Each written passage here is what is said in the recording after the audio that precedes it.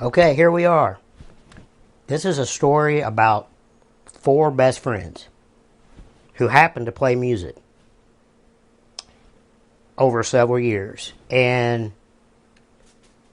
basically, Matt Gray had just built his new studio, Gray Sky Music. And you'll see here coming up in the next hour or so, you'll see the big story. But basically, we had some music that we had written and played, and he had a new studio. And at that time of our lives, we were all getting ready to kind of go and do some separate things. All of us had families and businesses and all of that, so it seemed like the right time to kind of preserve these songs. You know, Matt was going to test out the studio in the process so he could figure out, you know, what worked, what didn't work, and all of that. So it was kind of a right time, right place. And then we decided, well, it turned out pretty good. We liked the songs. So let's put a CD out. And kind of towards that end, when the CD was about to come out, we all had to kind of do our own thing. So the music has sat there for all this time, about 20 years. And during that time, I was filming a lot of our stuff, you know, our shows, etc., with the intent at that time to put a documentary together. Never happened. Because, again, life took over. So, here we are, 20 years later-ish, and the CD was never released. But all the songs are going to be included on this documentary, if you want to call it that. I also want to point out, along with Nicole Gray, Paul McCree was the host of what you're about to see. And we lost Paul a few years ago. So, rest in peace, Paul. You rock. You were always kind, funny, and always had open arms. So, love you, Paul. And once again, these songs are going to play in their entirety. So, you might as well get yourself a nice cold one. Sit back. Enjoy the music. Enjoy the laughter. Enjoy the fun. Man, we had a lot of fun. And hopefully we can do some more in the future. But it did take about 25 years to get to this point. So, one thing at a time, right? So, Quaran2020 is how this got put together, because otherwise it wouldn't have happened. Wash those hands. Clean those hands. Get ready to rock. Here we go. Kickback Jack.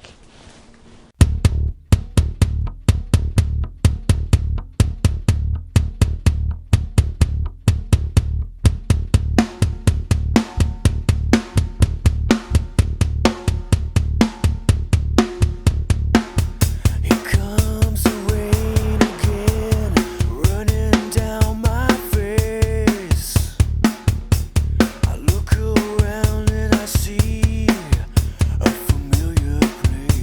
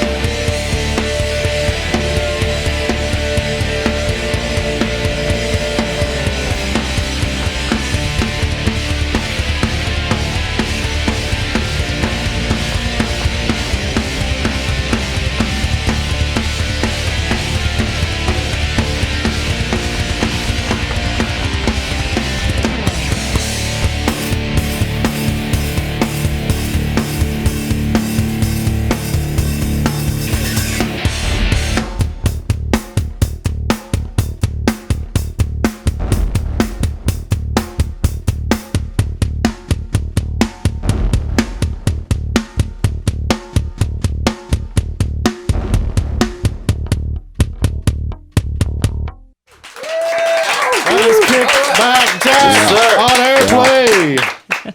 And a song called Sisyphus. And welcome to AirPlay. I'm Paul McCree. You're listening to the new Q101.9. We're recording live at Gray Sky Music in Owensboro with my lovely co-hostess, Nicole Gray. I'm lovely. Good evening. Yes, you're lovely. Thank you. As always.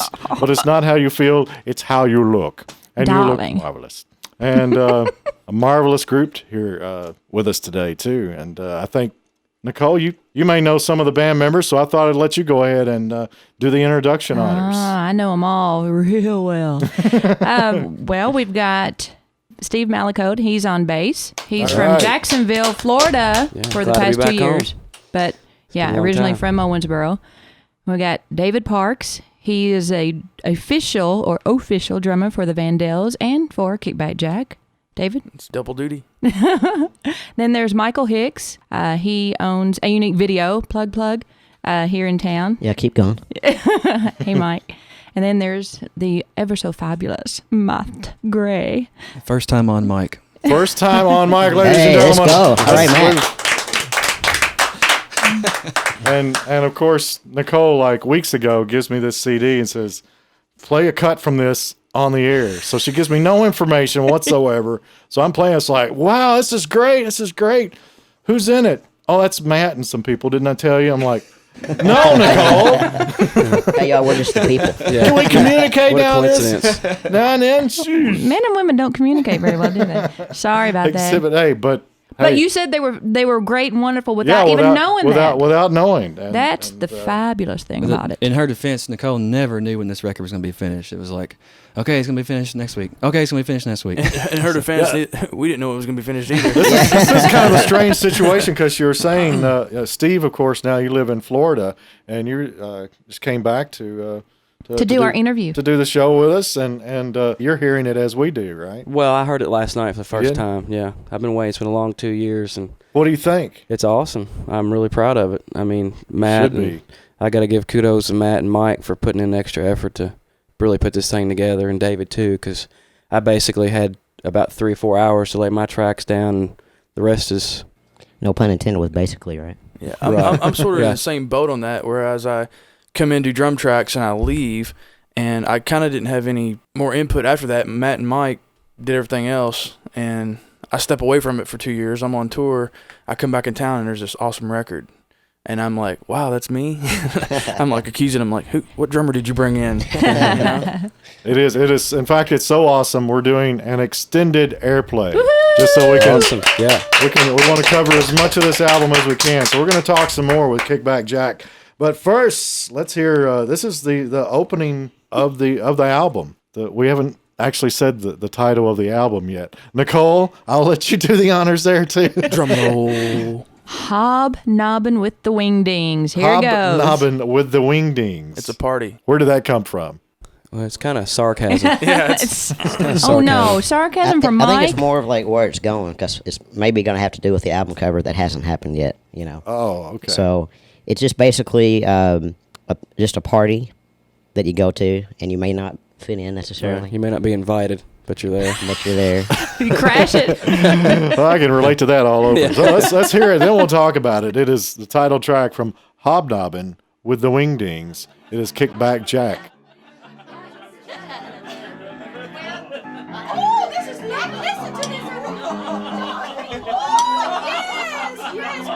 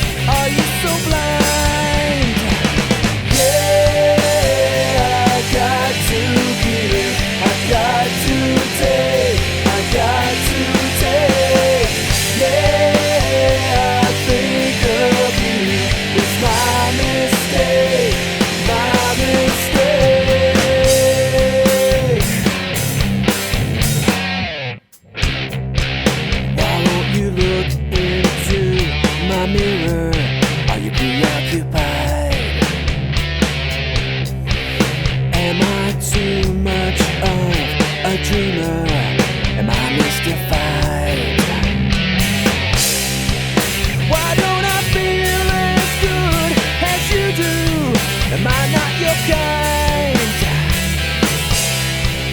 Why won't you move your hand into my heart and feel me inside?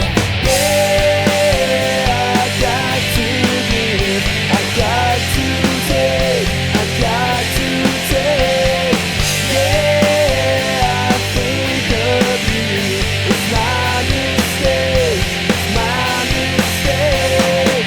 Yeah, I got to give, I got to take, I got to take.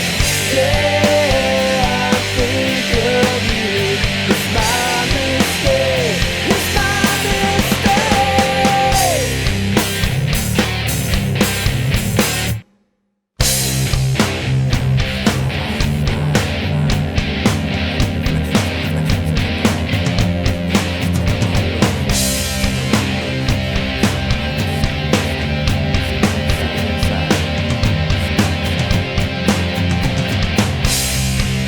You know it's so hard to find reflections in my mind.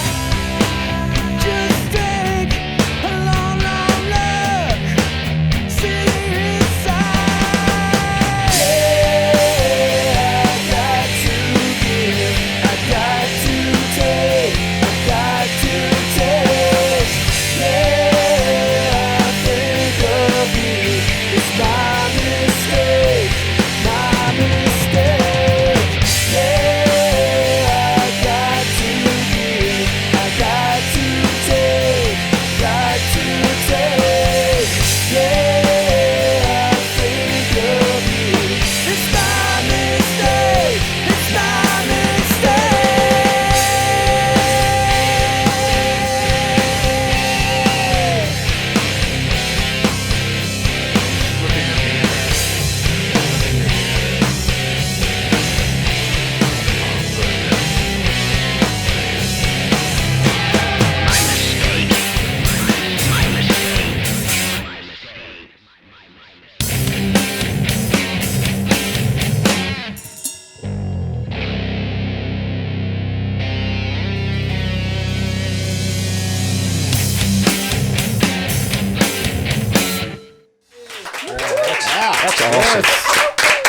Hob-knobbin with the Wingdings. That was the intro there, and then of course after that was the song "Mirror" (parentheses) My Mistake. I was actually in the intro. I could the hear only you. time. I could hear you hobnobbing there. You were the. I picked that out right. Oddly enough, it's almost The creeping me loudest out that. Freaking voice, yeah. Yeah, I could tell it was you too. Yeah, whatever.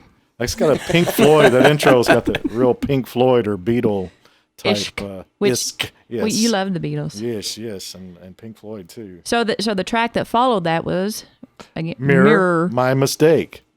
My Was Mistake. that a group effort? That song? That kind of come up as an accident almost. It was a last minute thing. We wanted to add some more songs to the CD because we only had a few songs with Steve on them. We wanted to add some more songs to it, and so that's when Dave, Mike, and I got together and wrote these new songs. And Mike started that one out with the riff.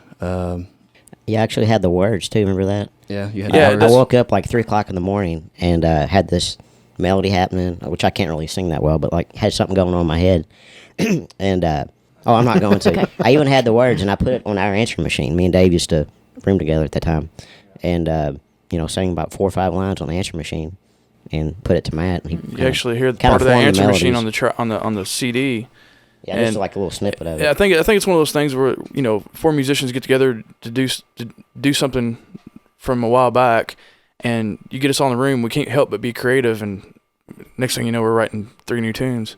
Well, it's a great song, and the production value too is Kicks. really first. Before we go any further, Kickback Jack. Where did the name come from? Here we go. Who wants that one? Or can, Well, I was can we okay. discuss Touch it on on the that or air? not? I was Actually, I'm going to say Steve is the first one to say Yes. the name. He But I said the think- word, put those words together. Right. And Matt coined the term. Yeah, We've got it. We've actually got it on a We've got it documented. Documented, We've got that's it right. Oh. What I mean is we could like say something like, Something musical, maybe? no, you should record everything. Yeah. That way you can always, like, because you can't, your mind doesn't work, so you have to record it. Well, you should record everything if you want to remember something, you got to rewind. I don't know, I lost my point. Let's play something. This tape is rolling. Kickback Jack. It's Kickback Jack. This is the name of this next song. That's the name of the band. Kickback Jack. Kickback Jack. Isn't that cool? That is pretty cool. Because I've always said that bands make the name name doesn't make the band. So Right. it's like we'll just take it and then we'll make it. We are Kickback Jack. And for the first year, I don't think stuck. we were real comfortable with that name until we went to the Video Music Awards. And we had 4 nominations in the Miller Lite Music Video Awards. And we were in Louisville, had a big presentation there, and the announcer was announcing all the bands. Kickback Jack. Yeah, he goes, Kickback Jack. And some people screamed, and we were like, okay, we like that name now. We're like, yeah, that sounded really That's cool. stuck, you know. We want to hear more about the Video Music Awards later.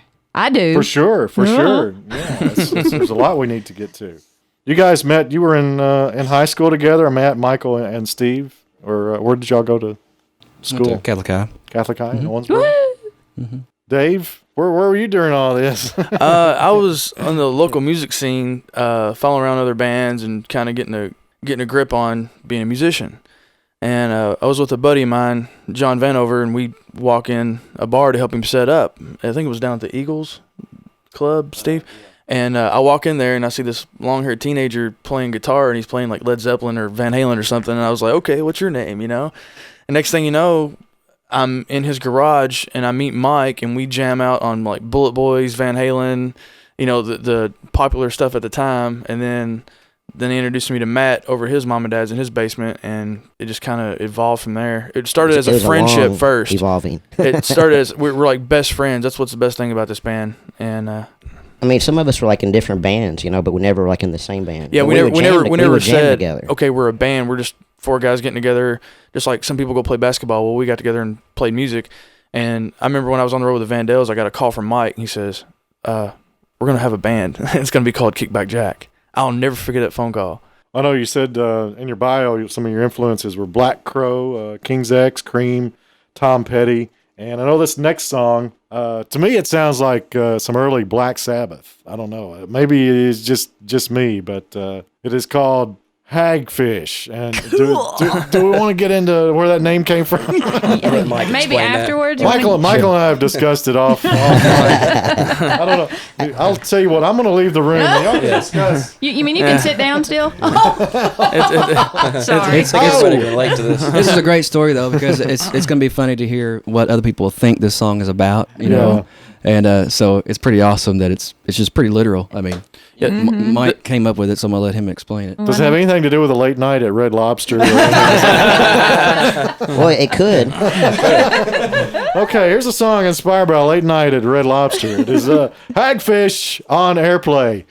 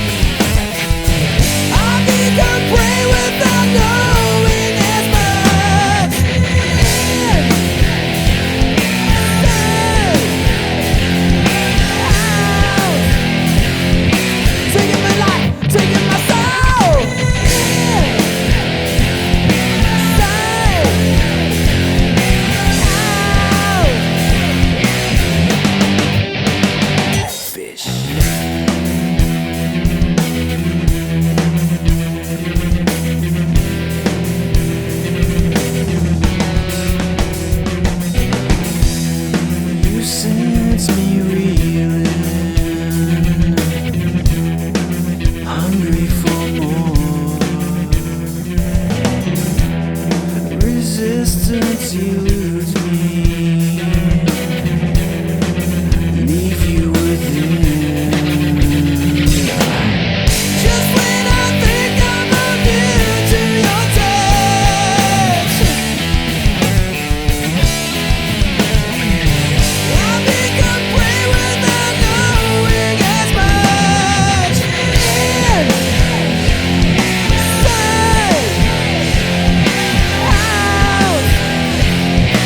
Taking my life, taking my soul.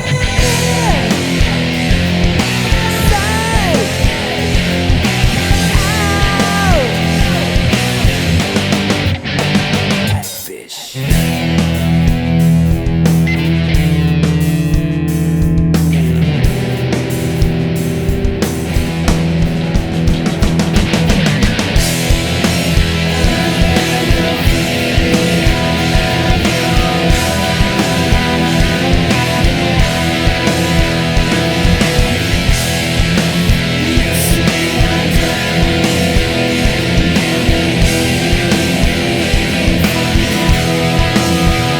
Just when I think I'm immune to your touch,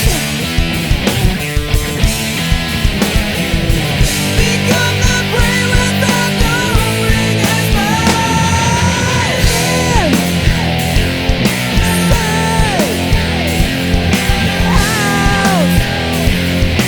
Taking my life, taking my soul.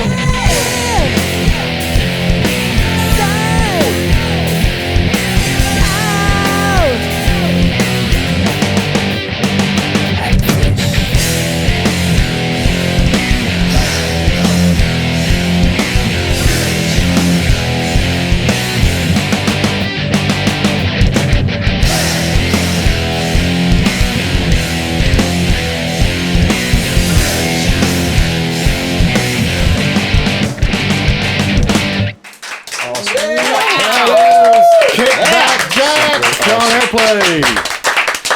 Little touching love ballad, Hagfish. Between a lobster and a crab. That's the slowest song on the album. Yeah, there you go. Hagfish, Sisyphus. Sounds like you guys need some penicillin. I don't know. That's the name of our next album. Okay, I'm dying to know where did the name Hagfish come from anyway? Hagfish is one of the new tunes that Right. evolved. Yeah, it's one of those. I had a guitar riff, and then I had some lyrics, but they weren't the same song. You know, I introduced the chords to these guys. Yeah. And started jamming on it, and then we needed some lyrics for it, and I was like, well, here's some lyrics. So we just kind of attached them to it. So that's how the song became Hagfish. But as far as the lyrics go, Well, I mean, how did you come up with the term hagfish? okay, Hagfish is Hey, actually. wait a minute. Who's the announcer here? Steve Malicoat. The band. I'm getting there. I'm getting there. All right. We're gonna go out for a tuna sandwich while you guys do the Steve will be interview. taking over. Yeah, our guest host tonight. We're just kidding with you. I love you. All No, right. go ahead. You're Okay, doing great. hagfish is a very small fish that enters a larger fish through a certain area that I can't say, whatever. Gets in there and it eats it from the inside out. And well, you can make up your own comparisons from that, but that's actually a hagfish. Look it up on the internet, www.hagfish.com. There you go. Jacques Cousteau. I don't want to know about your personal life, David. Hey, actually, but you do. Kind of goes along with the sound of the song though, because I mean, I don't know what was into me that day, but when Mike played that riff, I was like, man, this is heavy. This is a heavy song.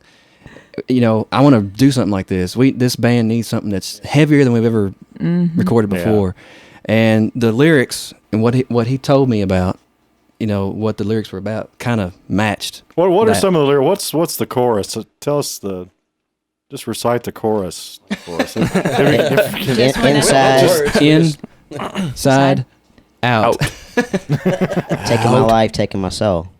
Inside, out. All right. Like that. And I do have to say that I think this guy right here was singing his Yeah. butt off on that. Yeah.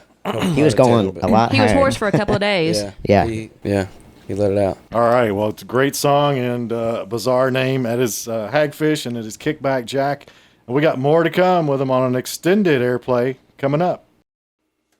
Welcome back to AirPlay. We're recording live at Gray Sky Music in Owensboro. I'm Paul McCree with co-hostess Nicole Gray. Part of Gray Sky Music. And right now we're talking with Kickback Jack, made up of Matt Gray, our executive producer. All right. On vocals and on guitar. This guy never stops amazing me. It's like, I've heard your GSP stuff. And the song you did it right after 9/11, but this is a whole different side. Why the angry? Why the hostility, Matt? He's married to me, remember? Right. Yeah. Also, it's Michael Hicks on guitar, David Parks on drums, and Steve Malicoat on bass. And Steve, thanks for hitchhiking all the way from Florida to join us here. Yeah, really, you should really ride Greyhound. It's good. I would. Boy, now I really feel bad. Yeah. His we should have at least bought him dinner. His flight was trip here was canceled. a little tangled. I almost didn't even make it here till 12 hours later. You had to go see Sheryl Crow before you came here. Right. How's she doing? She's doing great. Oh, she's doing Good. great. Is she fine? Let me tell you what. Yeah. Mike's future wife. Yeah. Cheryl Hicks. It's got a ring to it. I think it's more like Michael Crow. Yeah, there you go. I'll take It's that actually name. going to be Cheryl Crow Hicks. That's fine. Whatever. So if Sheryl Crow wanted to get a copy of your CD, what would she do? Well, I already threw You're Gonna Cry up on it. So she may have one right now. We don't know. Matt, will you tell us how? Well, at this time, we're still in the process of making the CD. And you're also doing a video, kind of a video documentary of the band and its history and music. So you can check out those sites and keep updated on the progress of the video. Speaking of which, you guys were nominated for 4 video music categories at the Fox Video Music Awards in Louisville. How did that come about? Well, Like everything has happened. Yeah, Accidental. By accident. yeah, we shot an awesome video. Mike shot the video, directed it, whatever. We just wanted to have it, it was for the song "You're Gonna Cry." Another day goes by without saying a word. All I know is what I've heard. Oh, say it isn't so. And it was an awesome video. And then how it got to them, I don't know. Well, I was shooting a video for hire for a band out of Louisville. It was Pat Ward's band. Oh, okay. Adhesive Love, yeah. And had to shoot the video for them for the same awards, or for the awards. And I was like, well, I already have our video, so I'll send it in. And didn't expect anything to happen, Yeah, and I like to say that Mike did win an award that night for best director in a category. All right. Thank you. So video production, we should go to A Unique Video. There you go. How many times can I plug that? Not enough. I see money exchanging hands. I'm Hob-knobbin with Michael. We'll probably All right, we will hear the song "You're Gonna Cry" a little bit later, so stick around for that. Right now, though, it's kind of another side of Kickback Jack. We've heard the heavy metal head banging side, and something a little more laid back. It's called "Words in My Pockets." Want to tell us where that song came from? You want to start this You want one? me to start it out? Yeah. This is the third of those 3 songs that we wrote after Steve left. We were trying to fill up the album with some more songs, and I had started this riff, I think, the very beginning riff, and I said something like, man, I wish I could just, have words, just a bunch of words written down just so I could just, put music. I'm always, every writing situation I've been in, I have help from writers that can write lyrics, because I'm more the music person. And Mike's always been the words person in this band. Yeah, lyric boy. Lyricist. Yeah, lyric boy, lyricist. And you help me out here. You said something. Well, we were jamming, and you said, I need some words, because we were like getting on this cool riff. He literally had a piece of paper I had in like his my pocket. folders and stuff sitting over here, but then I also had words written in my pocket, so I pulled some out, and Matt laughs and said, hey, look, he's got words in his pocket. I was in the drum booth, and Matt is actually laughing because we were joking about it before Mike got there. Like, Mike's always got lyrics. We don't have to even worry about it, He's got it coming out of his rear, and when he comes in, No, that's Hagfish. yeah. But he comes in, he's like, Words in one pocket, a hagfish in the other. Mike comes in, he's like, The laundry hates him. I got words right here. But as far as the song goes, it does have a little bit more of a serious side to it because I don't know if we used those words that night. I don't know, did we? Yeah, you Some of said them- that's the song title, and then Yeah, we song built title. around that. And I said, okay, here's a situation. 3 verses, 3 different situations. The first verse is like what every song's written about, relationships. Yeah. And you wish that you had the right thing to say, like when you're going to go out and meet girls, or you're in a situation where somebody's going to break up with you or whatever. You just wish you had the right thing to say. You never say the right thing. Second verse, when you're in public, and there's always something that comes up that's like, God, if I had the right thing to say in that situation, I could have made it all better. Last verse, same thing. It's, somebody's on their deathbed, and it's like, basically the moral of the whole thing is say it, say it now. Yeah. And I said, that's the situation, Mike. Take that home. Come up with something. I came back the next day. He came back the next day. Less than 24 hours later. He came back the next day and had at least the first 2 verses written. I think I finished up Yeah, the Matt last did verse. the third verse on this one, I think. Well, I'm, So- I'm It getting makes me chills cry. just hearing about it. Is this the one you're going to cry? Yeah, no, Cole? it's not. You're gonna cry. But That's another I will track. cry. Yeah. When I hear this song, I do cry. Well, I've got chills already. Let's hear it's Kickback Jack and Words in My Pocket on AirPlay.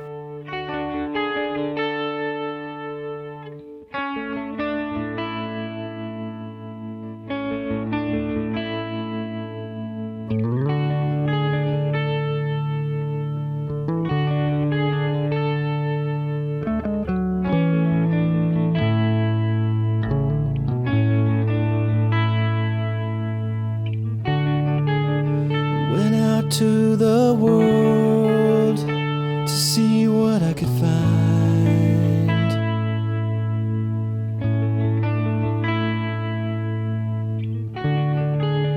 You came into my life and passed with a smile.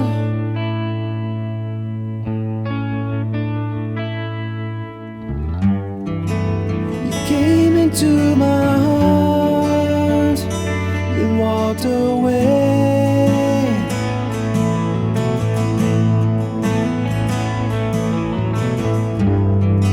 Now all I have is your smile. If I just had one thing to say without throwing it all away, what would I say? If I could do it all again, if I just had more time to spend, what would I do? If I had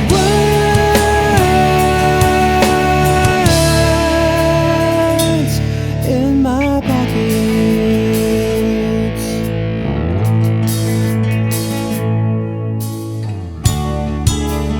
Lazy September day, I feel a little cold,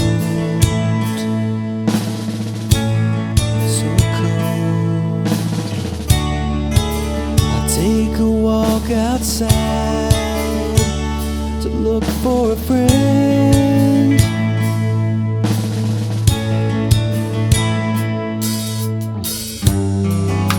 They looked at me with hatred, it's all I could see.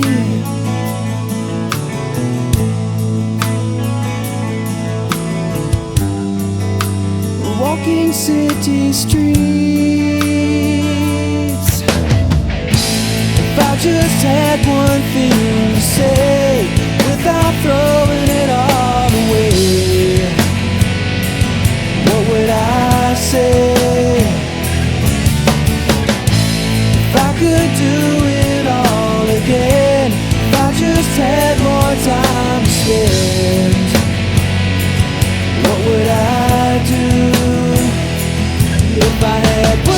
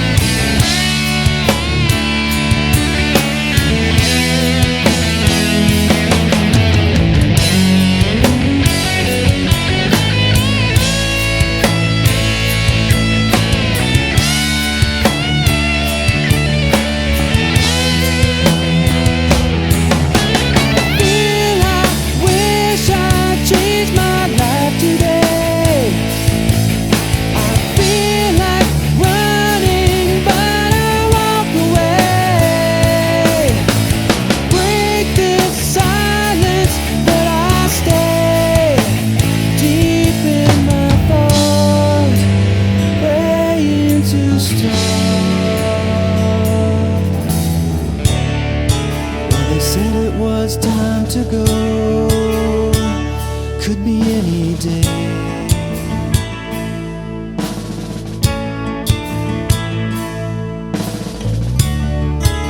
And when you closed your eyes, I could see my whole life pass me by.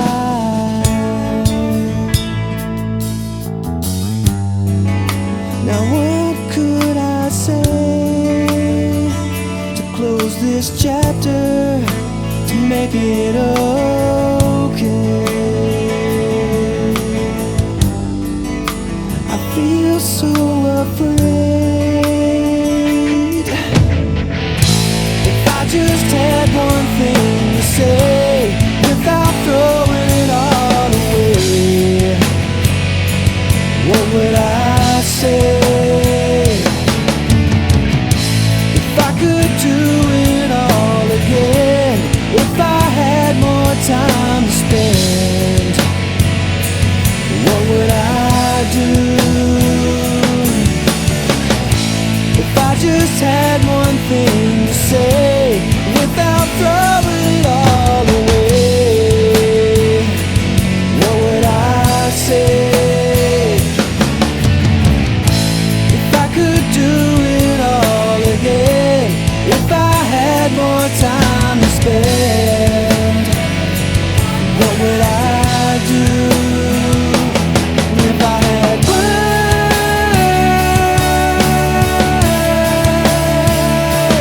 if I had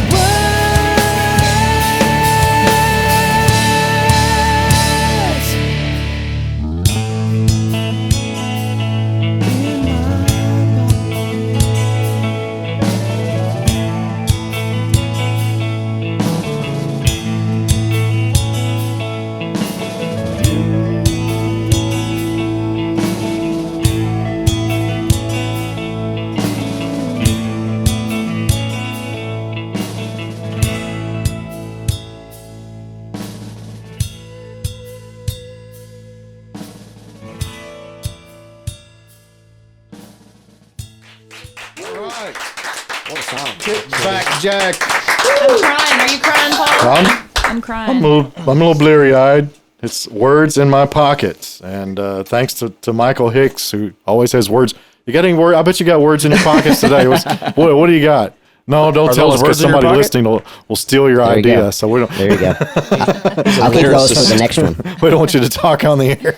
We'll be hearing your song on another station.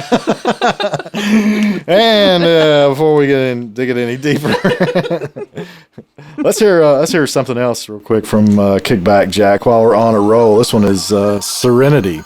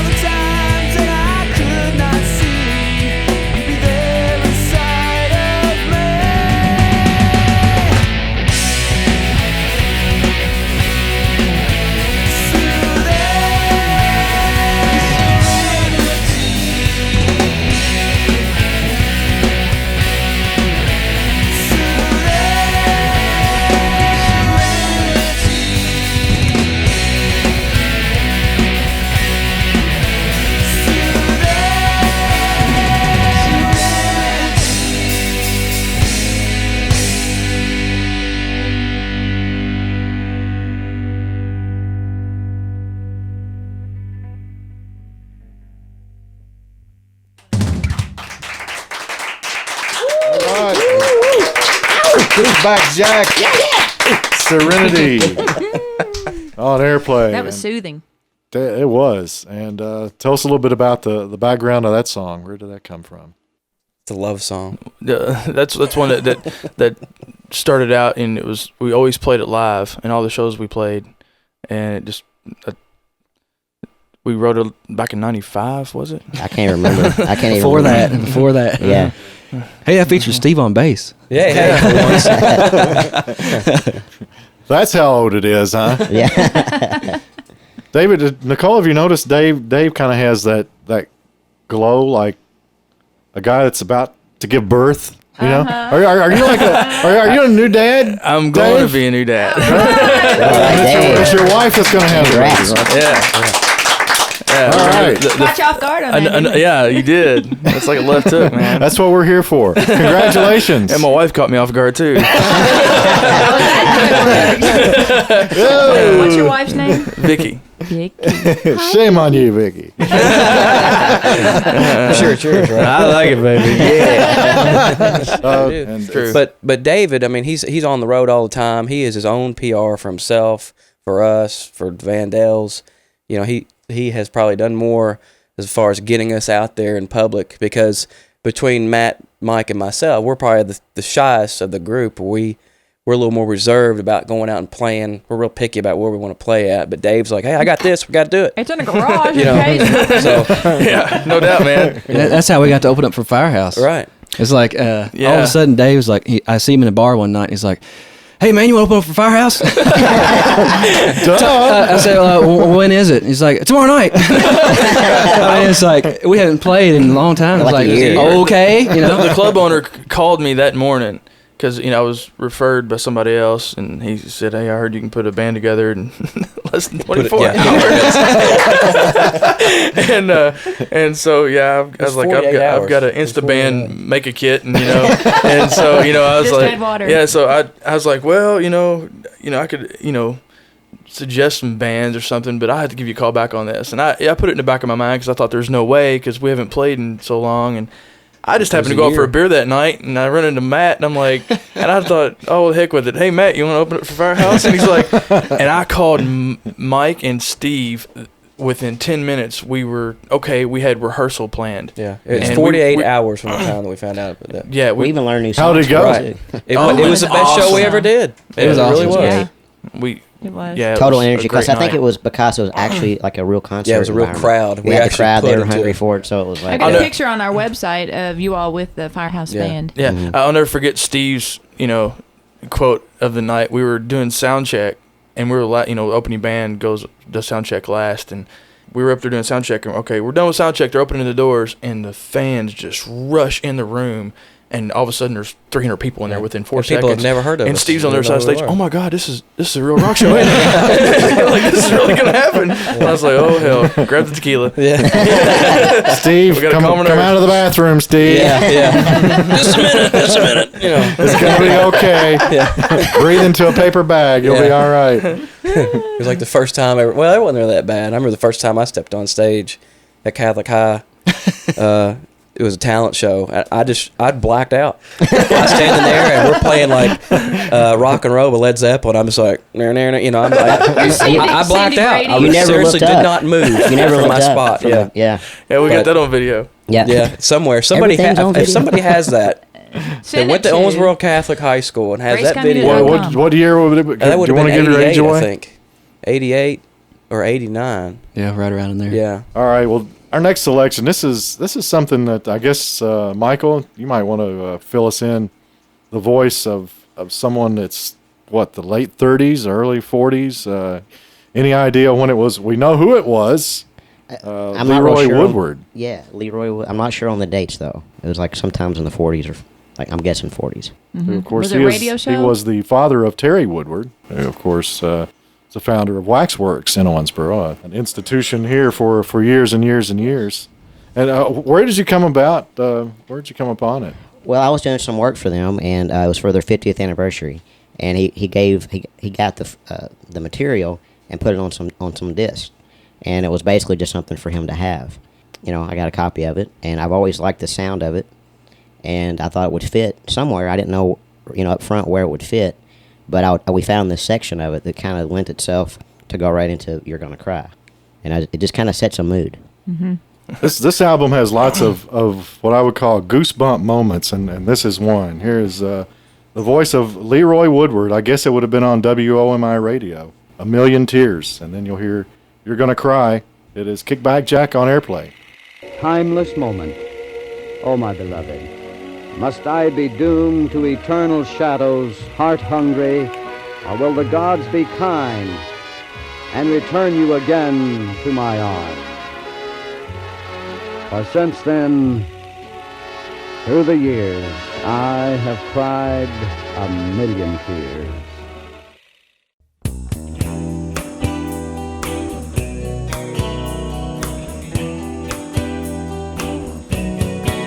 Another day goes by without saying a word. All I know is what I've heard. Oh, guess I know too much. All those sleepless nights when you weren't around, no one knew where you could be found. Oh, guess you're with someone else. If I could change the way I love you, would it make it better? If I could take away your eyes, would you see my heart? You're gonna cry without me.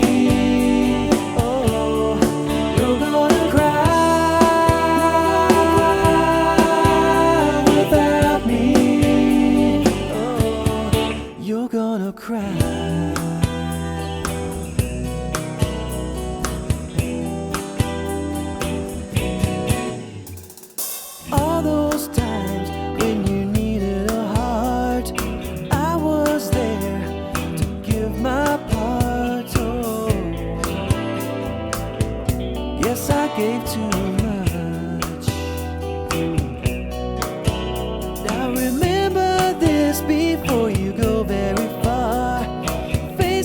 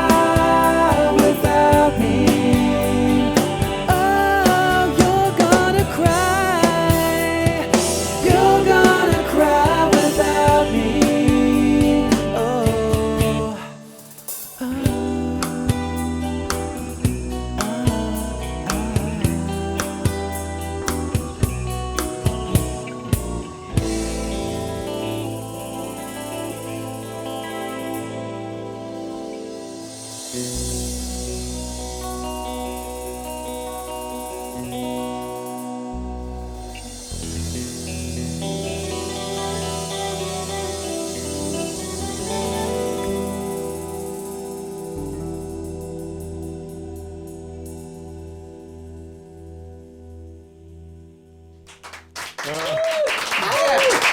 crying. Yeah. I'm crying.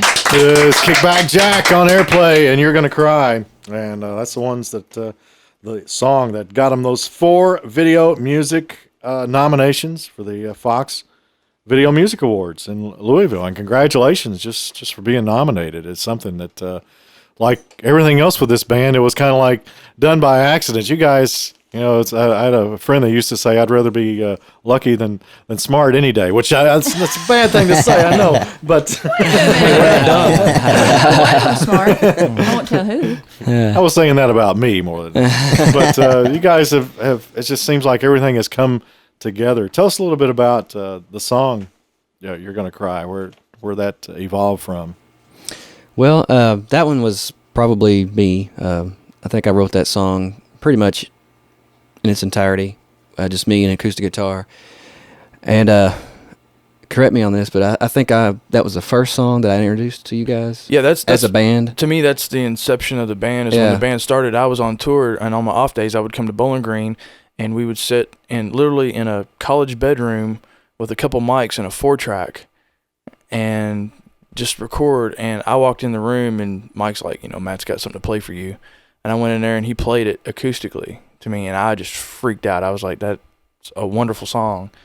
And we recorded it a couple weeks later, and off of that song, we started booking gigs and started playing covers. Yeah, that's pretty much how it came. That was down in Bowling Green, right? Yeah, down in Bowling Green. And it's amazing because we've kind of touched on this, but we all were in different bands always. I mean, we were friends first. And, I've been playing in bands since I started when I was about 15, playing everywhere in different kinds of bands. Steve played in a couple of different bands. David's always played with, a lot of people. Everybody in Owensboro. In the music scene, everybody knows David Parks, the drummer, Mike's been writing music and playing music, all this time, and we would jam around, but we never had a band, and we never said, "Oh, let's have a band," until this happened, until You're Gonna Cry, and then one of the songs you're gonna hear later, "Free Me." Those were some of the first songs that we wrote together, and we always stayed away from the cover thing. It was like, if this is gonna be a band, we're just gonna write music and play it originally, And so that's where these 2 songs came from. I mean, I think it's weird how we all kind of, what really started all this is when we all lived together in Bowling Green, went to college. Because I think right out of high school, I had got a pretty decent job, decided I didn't want to do that. Matt and Mike were already in school up there, so I decided to move in with them. And because of that, because of our closeness, we were able to do that. And then we also just kind of brought the music into each other, But I remember the time that Matt brought that guitar riff, or what do you call it, the song, and I'm sitting there in the living room, and I'm sitting there with my acoustic, and I'm playing as a bass, and that bass line is the original bass line from the moment that he played that song. It has not changed in, 7 years? I think that what we do is we make music that we want to hear. Like, we're kind of fans of almost the same type of music, the bands that we want to go see live. And then I think that we kind of bring that, and we also have different things that we like too. But regardless, we all bring it to the mix, and we make music that we want to listen to. It's like we're almost kind of like fans of the music. Not to be like patting ourselves on the back, but we like listening to the music. Yeah, I can back that up by saying that I work for a lot of different bands and not necessarily like or enjoy the music. But I got to keep working because this is what I do for a living. But this is one band that I'm a fan of the music, and this is what I want to play. This is what I want to do. If I can make more money doing this, I'm here to stay. And hopefully other people will feel that too. Yeah, buy a record. I was talking to a guy in another band last week, and he was, and I won't say the name of the band because I've dug myself in deep enough today. But that's one thing he was talking about, Michael, is he says he loves playing with the band he's in now, but he's starting another band. They're going to do stuff kind of like Namaste that we had on a few weeks ago. They want to do 10, 12-minute cuts and things along the order of King Crimson or Yes or whatever. But that was exactly what he said. Kind of like he was like, they want to do something. They want to enjoy the music. So that's it's really great that you all. Yeah, we're gonna do this whether somebody buys it or not. Yeah. I don't care if anybody else likes it. Basically, this album's been 8 years in the making, pretty much, right? You might say. It'll take 8 years. I guess you could say I that. think we're in the running for Boston's third stage. that Guns N' Roses reunion album that we're still waiting Chinese for. documentary or whatever. Yeah, I can wait longer on that one. Let's hear another cut. It is from the forthcoming CD, Hob-knobbin with the Wingdings. And try saying that 3 times fast. It is Holiday from Kickback Jack.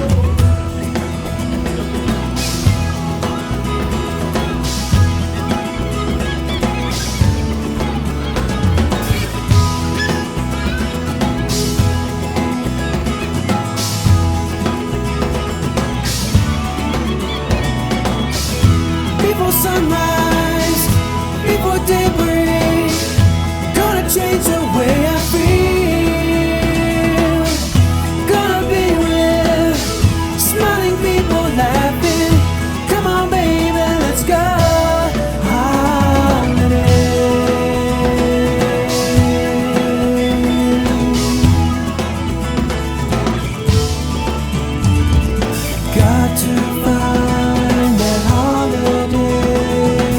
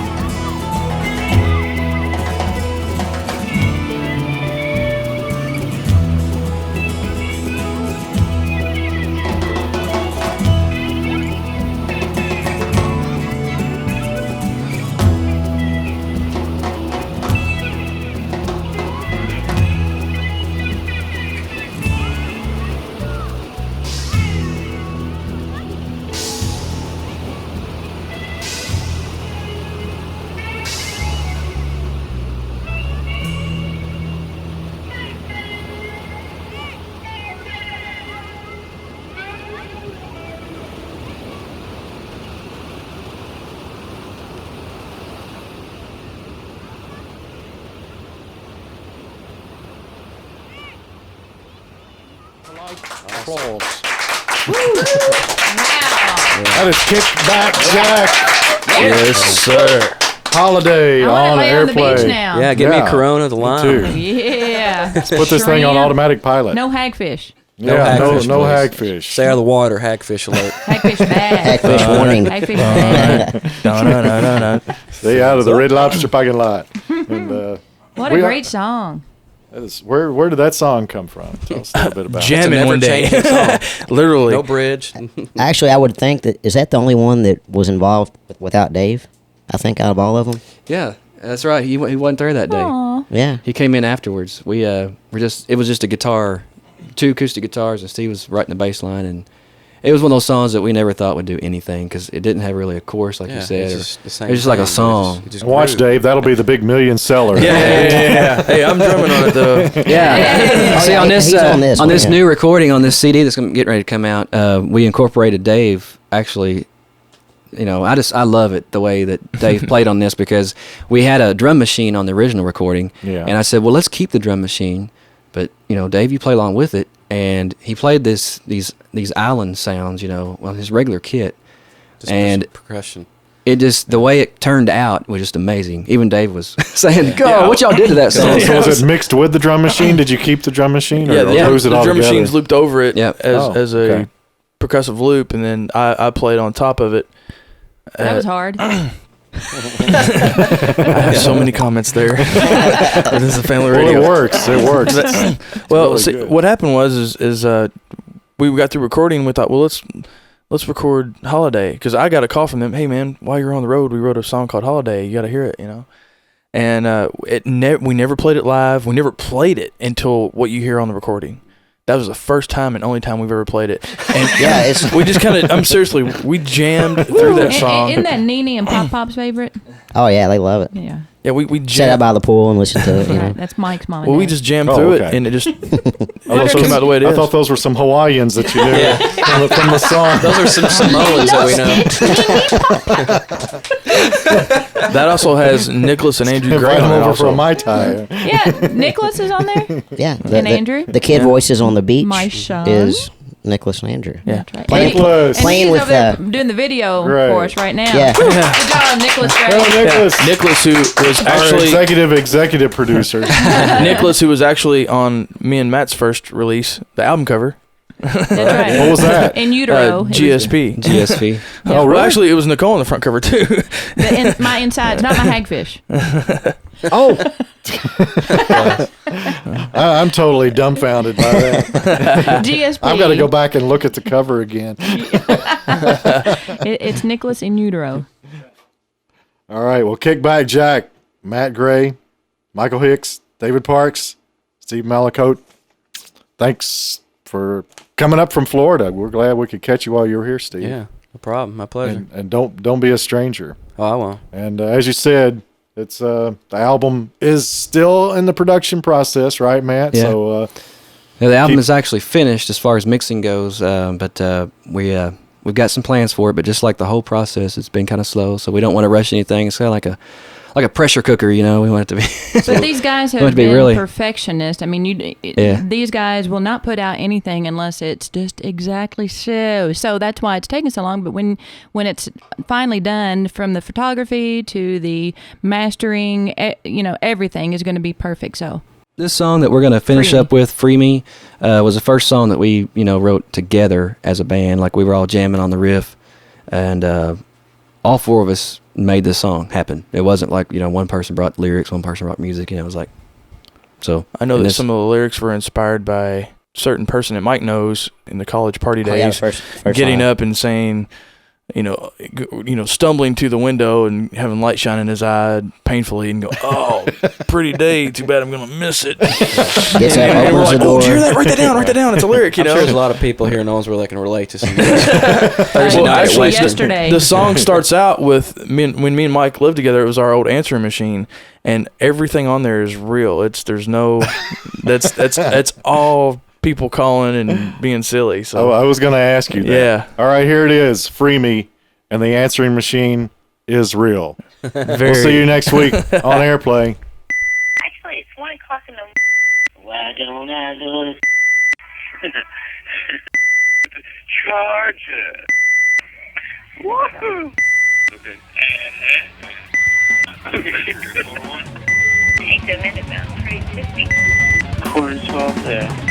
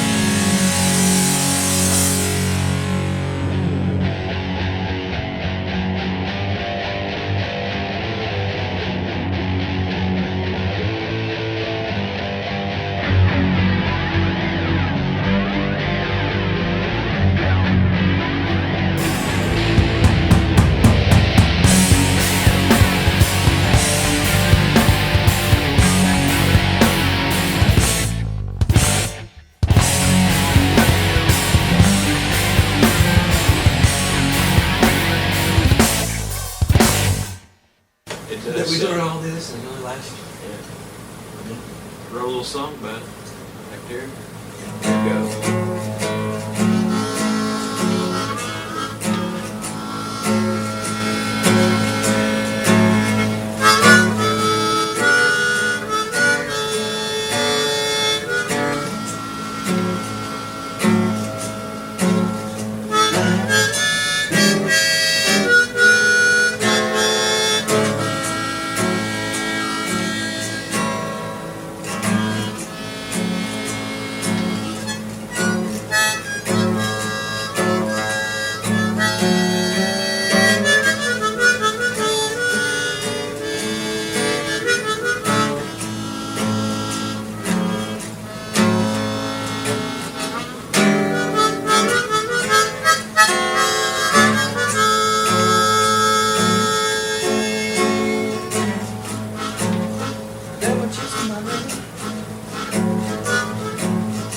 There were chips in my room.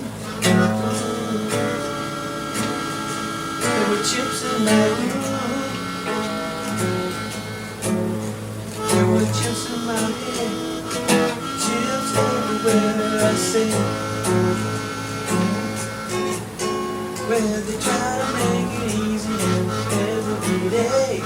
I'm working hard all the time. Learn the way. And every time they say, how does it work? You know that it's chips. There's chips in my room. There's chips in my room. Oh, there's chips in my room. Yeah, you know the chips in my room. Yeah, the chips in my bed, chips in my head, yeah, and that's what they say. We knew the grocery the other day, tried to make some food, okay. Then I got up to the front, they said, son, you ain't got no food, no.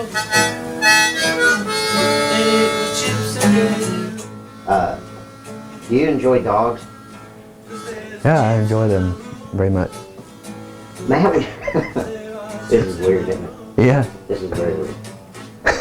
This is me, okay. No. You can use those for stick them in later.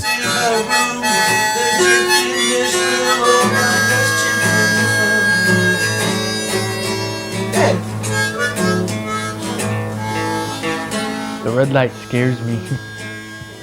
This will be the part that has no audio. I write the songs and everybody else changes them.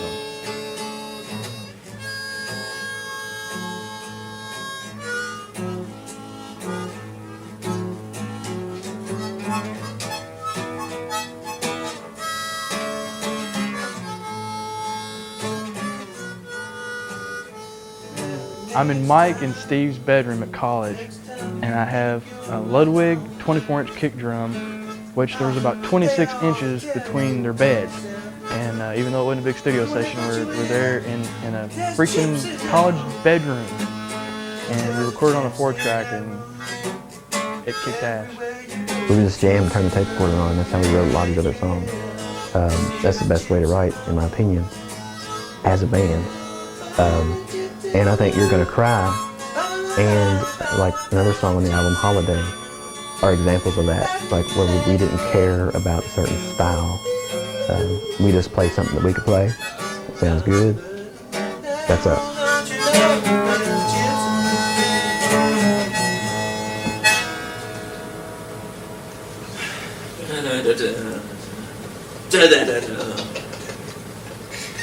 Hey, that tape's still rolling.